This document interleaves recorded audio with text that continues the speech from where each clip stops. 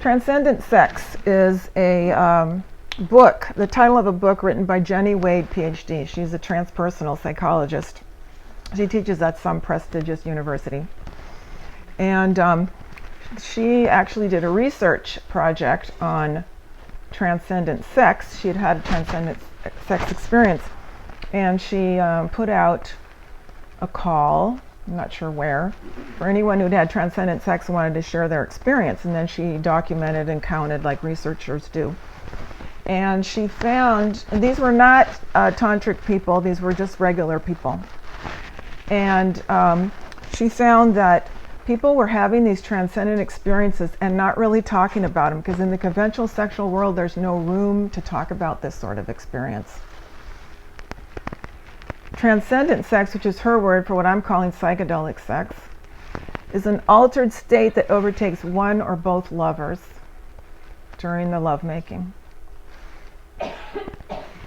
People experienced it as mind-shattering, life-changing, reality-altering. Does that sound like psychedelics? A pervasive sense that this comes from a divine source.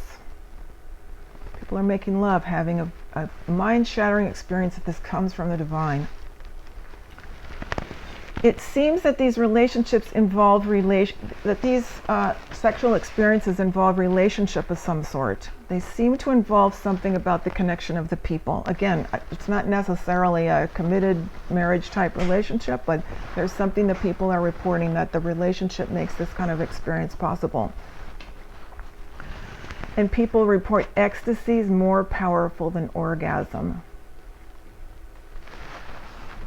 My experience is that the orgasmic waves are far more powerful than orgasm.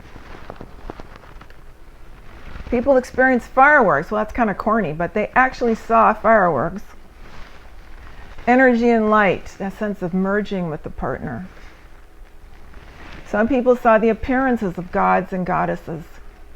Now, there's some tantric practices where you actually envision your lover as one of the gods or goddesses, the Hindu gods or goddesses, like Krishna who's blue, or one of the great goddesses, or something like this. But this would actually just happen while they were making love.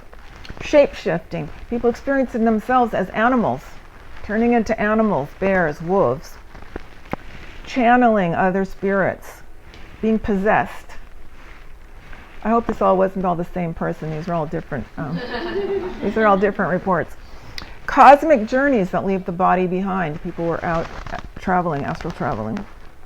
Time travel, experiencing past lives, being in nothingness, and divine union. So regular people are having these experiences and not sharing them, and we don't hear about them in the mainstream culture.